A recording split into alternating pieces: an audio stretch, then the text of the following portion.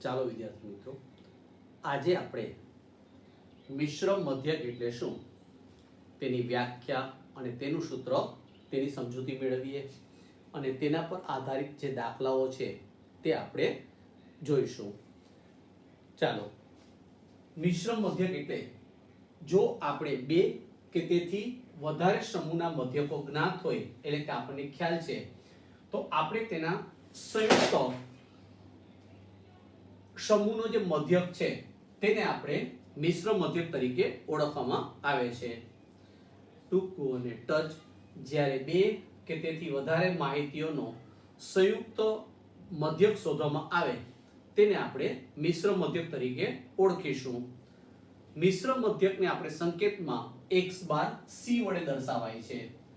અહીં તેનું સૂત્ર છે x બાર c બરાબર n1 x બાર 1 પ્લસ n2 x બાર 2.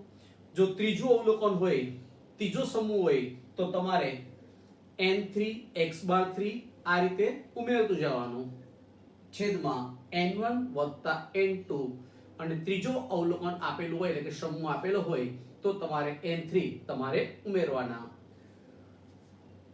તો આજનો SMS મિશ્ર મધ્યક x બાર c બરાબર n1 x બાર 1 આ બંનેનો ગુણાકાર થાય પ્લસ n2 x બાર 2 આ બંનેનો ગુણાકાર થાય, છેદમાં n1 વત્તા n2. આપણે અહીંયા n1 n2 અને n3 વધુમાં વધુ ત્રણ સમૂહ છે તે આપેલા છે, તેના દાખલા આપણે છે. એનાથી વધારે સમૂહના દાખલા આપણા કોર્સમાં નથી. ચાલો આપણે એક ઉદાહરણ દ્વારા આપણે સમજૂતી મેળવીએ. સ્વાધ્યાયમાં આપણે એક દાખલો છે તેની ગણતરી કરીએ, જેથી આપણને ખ્યાલ આવે કે મિશ્ર મધ્યકના દાખલા છે તે કઈ રીતે કરવામાં આવે છે. મિશ્ર મધ્યકના દાખલાઓ છે આપણને સ્વાધ્યાયમાં દાખલા નંબર સ્વાધ્યાય 3.2 આપેલું છે. તેમાં આપણે મિશ્ર મધ્યકને લગતા દાખલાઓ છે તે આપેલા છે. ચાલો, સ્વાધ્યાય 3.2 માં દાખલા નંબર 1 તેની સમજૂતી મેળવીએ.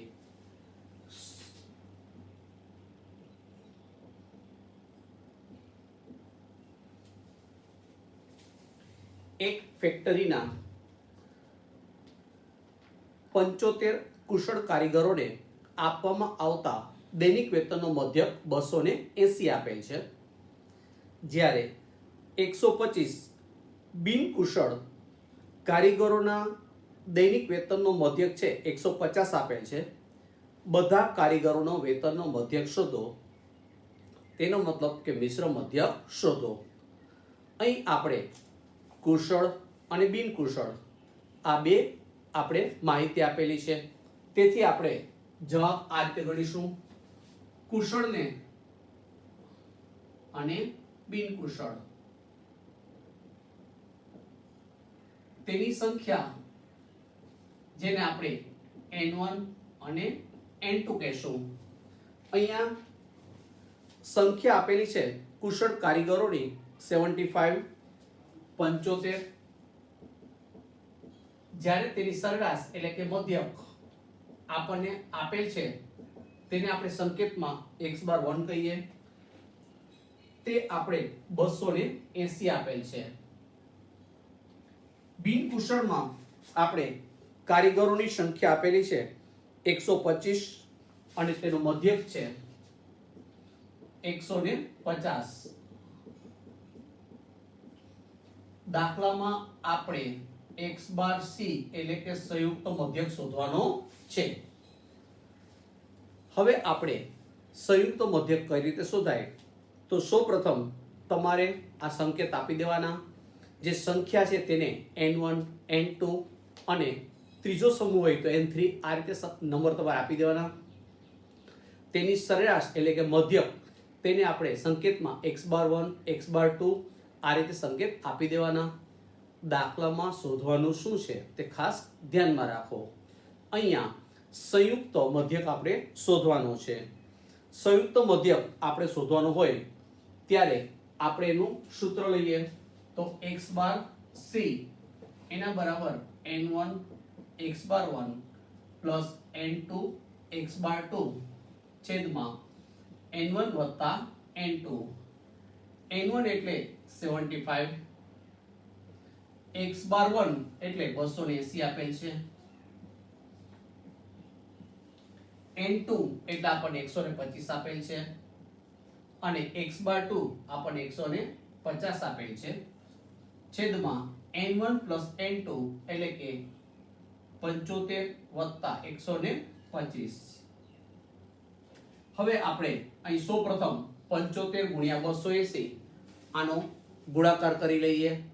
ગુણાકાર કરી જેથી આપણે તેની કિંમત મળે છે x બાર, આ બંનેનો ગુણાકાર 75 ગુણ્યા 280 આપણને કુલ 21000 મળે છે. ત્યારબાદ 125 અને 150 તેનો ગુણાકાર આપણને 18750 મળે છે છેદમાં 75 અને 125 એટલે કે 200 મળે છે. હવે આપણે 21000 માં 18750 છે તે આપણે પ્લસ કરીશું જેથી આપણે 39750 મળે છે. 39750 મળશે ભાગ્યા 200. આપણે તેને 200 વડે ભાગી નાખીએ 39750 એને ભાગ્યા આપણે 200 કરવાના છે જેથી 198.75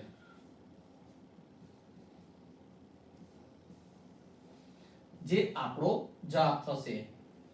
100 આપણે મિશ્ર મધ્યક છે તે 198.75 મળે છે. આ સૂત્ર પર આધારિત તમને દાખલાઓ છે તેમાં કોઈ વખત x બાર 1 શોધવાનો હોય કે x બાર 2 શોધવાનો હોય કે x બાર c શોધવાનો હોય કે n1 શોધવાનો હોય કે n2 શોધવાનો હોય, કોઈ પણ વસ્તુ શોધવાની હોય તે પ્રકારના દાખલા છે તે તમને પૂછાઈ શકે. હવે એક વધારે પ્રેક્ટિસ કરવા માટે દાખલામાં ફક્ત એક જ વસ્તુ શોધવાની હોય તેવું આપેલ હશે. બાકી ધારો કે આપણે x બાર 1 કે x બાર 2 શોધવાનું હોય તો દાખલામાં x બાર c તમને આપી જ દેશે. ખાસ ધ્યાનમાં રાખો. હજી આપણે એક દાખલાની વધારે પ્રેક્ટિસ કરી લઈએ. સ્વાધ્યાય 3.2 માં દાખલો પહેલો છે તે આપણે ગણ્યો. હવે દાખલા નંબર સ્વાધ્યાય 3.2 માં દાખલા નંબર 4 જોઈએ. એક વિદ્યાર્થીને 7 થિયરી પેપરમાં મળતા ગુણનો મધ્યક છે તે 62 આપેલ છે. અહીં 3 પ્રેક્ટિકલ પરીક્ષા છે, તેનો મધ્યક કેટલો હોવો જોઈએ કે જેથી સંપૂર્ણ પરીક્ષાના ગુણનો મધ્યક છે તે 68 થાય. અહીં આપણે થિયરી પેપર અને પ્રેક્ટિકલ પરીક્ષાના ગુણ સરખા છે તેમ માનેલું છે, આપેલું છે. ચાલો દાખલા નંબર 4 છે તેની આપણે સમજૂતી મેળવીએ. અહીં થિયરીના પેપર અને પ્રેક્ટિકલ પેપર તેમ આપણે ભાગ પાડીશું. તેથી આપણે દાખલો આ રીતે ગણીશું. દાખલામાં જે થિયરીના પેપર આપેલ છે કે પ્રેક્ટિકલ પેપર આપેલ છે તેને આપણે અલગ અલગ સંકેત આપીશું.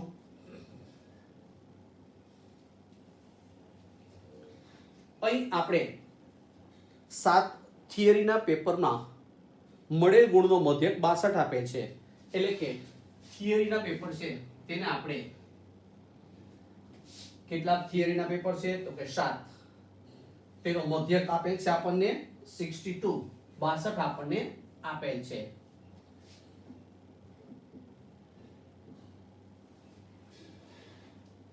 હવે એમ કે છે 3 પ્રેક્ટિકલ પરીક્ષાઓના, તો પ્રેક્ટિકલ પરીક્ષા છે જેને આપણે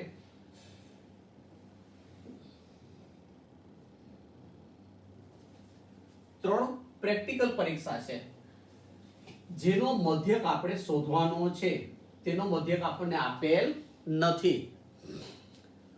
હવે આપણને દાખલામાં એમ કીધું છે સંપૂર્ણ પરીક્ષાના ગુણનો મધ્યક 68 થાય. સંપૂર્ણ પરીક્ષાના ગુણનો મધ્યક એટલે કે મિશ્ર મધ્યક આપણને x બાર c આપેલું છે 60 ને 8. 68 અહીંયા આપેલ છે. દાખલામાં આપણે x બાર 2 એટલે કે પ્રેક્ટિકલ પરીક્ષાના સરેરાશ ગુણ કેટલા તે શોધવાનું છે. હવે આપણે સૂત્ર લખી અને તેમાં કિંમત મૂકતા જઈએ. ચાલો આપણે સૂત્રમાં કિંમત મૂકીએ. આપણું સૂત્ર છે મિશ્ર મધ્યકનું x બાર c બરાબર n1 x બાર 1 પ્લસ n2 x બાર 2 છેદમાં n1 પ્લસ n2. અહીંયા દાખલામાં x બાર c આપણને આપેલ છે 68. n1 એટલે કે 7 મૂકીશું, x બાર 1 એટલે 62 પ્લસ n2 એટલે આપણે 3 મૂકીશું, x બાર 2 આપણે શોધવાના છે જે એમનેમ રાખીશું, છેદમાં n1 વત્તા n2 અથવા n કહો તો પણ ચાલે એટલે કે 7 વત્તા 3. અહીં આપણે 68 આ 62 અને 7 આ બંનેનો ગુણાકાર કરીએ. 7 દુ 14 ના 4 વધી 1 7 6 42 ને 43 434 વત્તા 3 ગુણ્યા x બાર 2 આપણે એમ જ રાખીશું, છેદમાં 7 ને 3 10. આ 10 ભાગાકારમાં છે, આ સાઈડ જશે એટલે ગુણાકારમાં આવશે. 68 ગુણ્યા 10 કરીએ આપણે એટલે કે 680 બરાબર 434 વત્તા 3 ગુણ્યા x બાર 2. અહીં આપણે 10 થી ગુણાકાર કર્યો છે એટલે 68 ગુણ્યા 10 એટલે કે 680. હવે આ 434 છે તે પ્લસ છે, ડાબી બાજુ આવે તો માઈનસ થશે, તો 680 માઈનસ 434 બરાબર 3 ગુણ્યા x બાર 2. 680 માંથી આપણે 434 છે તે બાદ કરવામાં આવે છે તો બંનેની બાદબાકી છે આપણને 246 મળે છે. 246 બરાબર 3 ગુણ્યા x બાર 2. 3 ગુણાકારમાં છે, હવે આપણે ભાગાકારમાં લઈ જઈએ તો 246 ભાગ્યા 3 બરાબર x બાર 2 એટલે કે x બાર 2 ની કિંમત આ બંનેનો આપણે ભાગાકાર કરી લઈએ તો આપણને 82 મળે છે જે આપણો જવાબ થશે. આ રીતે દાખલામાં જો મિશ્ર મધ્યક એટલે કે સંયુક્ત મધ્યક આપેલો હોય તો આપણે x બાર 2 શોધવાનો હોઈ શકે, x બાર 1 શોધવાનો હોઈ શકે. આ પ્રકારના દાખલા છે તે પણ આપણને પૂછાઈ શકે. વિદ્યાર્થીઓ, આ સૂત્ર પર આધારિત તમે પ્રેક્ટિસ માટે ઉદાહરણ નંબર 10, 11 અને 12, સ્વાધ્યાય 3.2 માં દાખલા નંબર 1 અને 4, વિભાગ C માં દાખલા નંબર 11, વિભાગ D માં દાખલા નંબર 10 આ સૂત્ર પર આધારિત દાખલાઓ છે તેની તમે પ્રેક્ટિસ કરજો. ચાલો ત્યારે ફરી મળીએ.